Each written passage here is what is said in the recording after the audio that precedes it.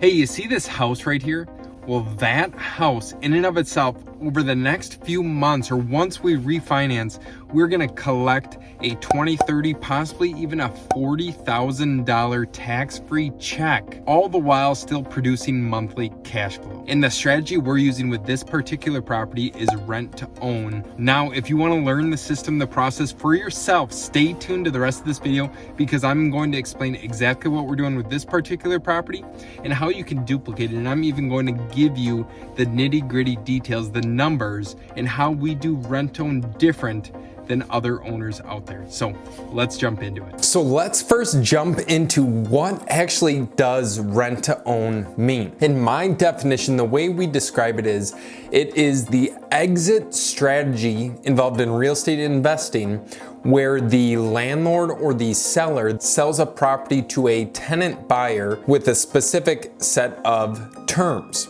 Now, in rent-to-own terms, typically what it involves is some sort of upfront option payment that is normally non-refundable.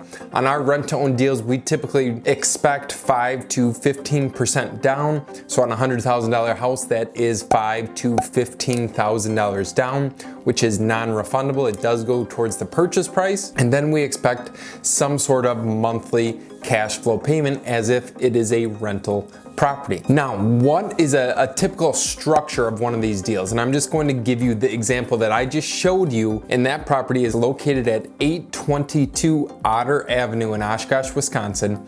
It is a 3-bed, 1.5 bath house. We bought it for right around $62,000. We are selling it via rent to own for $105,000, which is a spread of about $40,000. So that's where I was getting the $20,000, $30,000, $40,000 profit like I had mentioned to you before. Now, what is the monthly mortgage payment? What's the monthly rental income?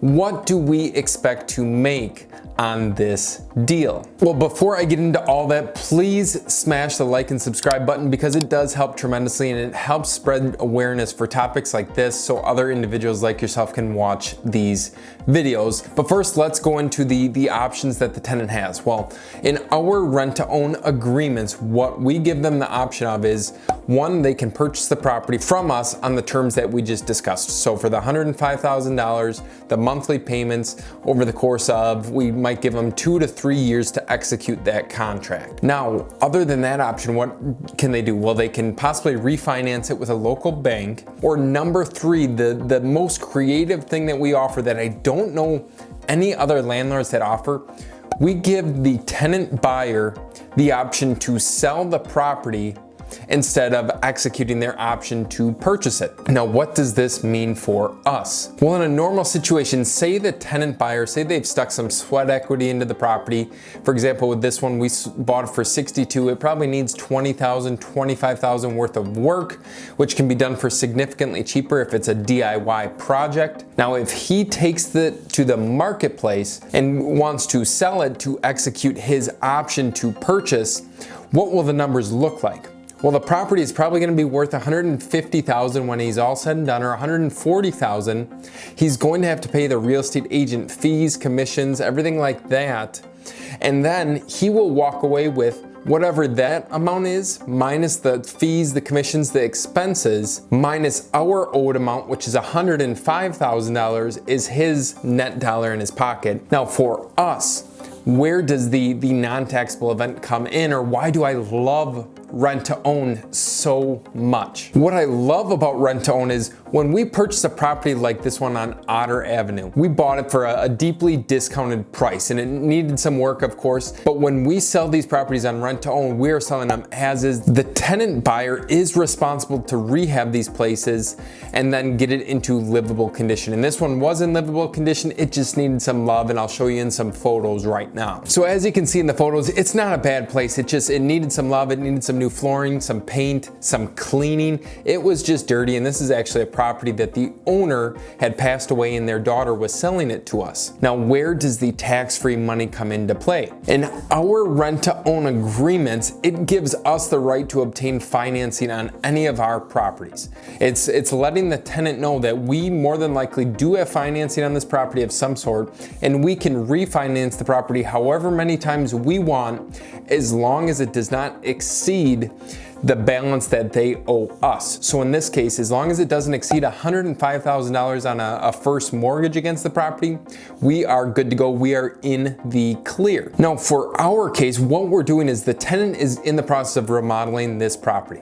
So when he's done remodeling it in 2 months, I am gonna call our local bank that we go through, and I'm gonna say, Chad, can we refinance the property or do a cash out refinance on this investment property that we had bought a couple months ago? We have a tenant in there. They're paying monthly rent of $955. It's a 3-year lease, so the rent amount is locked in, and we're looking at just refinancing this place. So if all goes well, let's just say that this property appraises for $135,000 after the tenant's done fixing it up. So if it appraises for $135,000, let's do some calculator math. 135,000 times 0.8 or 80% will equal $108,000. So we would be able to pull up to a maximum of $108,000 on a first mortgage, but our agreement dictated that we can only pull $105,000. So if we're able to refinance at $105,000, we'll subtract about 3% or multiply it by 97% for closing costs, which ultimately means if we get $101,850 for this place, we minus initial purchase price of $62,000,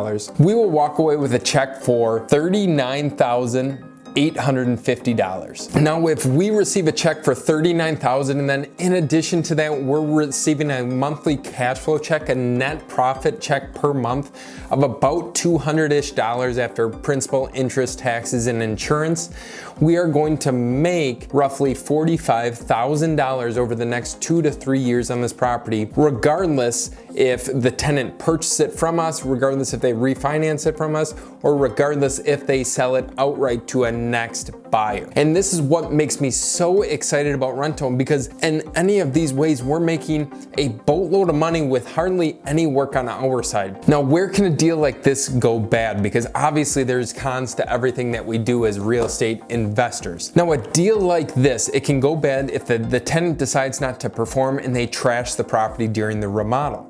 Or if they, like any tenant, just quit paying you rent. But truth be told, if a tenant has upfront money stuck into the place, if they have a non-refundable deposit, chances are they really don't want to walk away from a $10,000 or a $15,000 upfront deposit and lose it. And another flaw some people might not like about the rent-to-own process is you're not keeping these properties for a significant amount of time. Rental property for most people is a means to retirement. It's a means to have monthly cash flow and retire from your real estate investments. However, with rent-to-own, they're normally a maximum of about a 3-year term, and you are still going to get hit with a longer term capital gain tax when you go to sell it.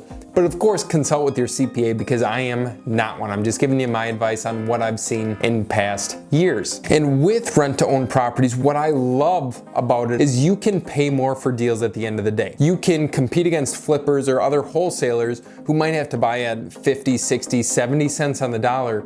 You might be able to go up to 75 cents on the dollar. You're still getting a chunk of 5% equity when you go to refinance. You require a non-refundable option fee. You cash flow monthly on your purchase. And it works out fantastic at the end of the day. And if you have questions, comment down below. I would love to chat with you. Or if you want to connect with me, feel free to send me a message or email me, carter@carterppc.com. I look forward to connecting with you. I wish you the ultimate success, and I will see you in the next video.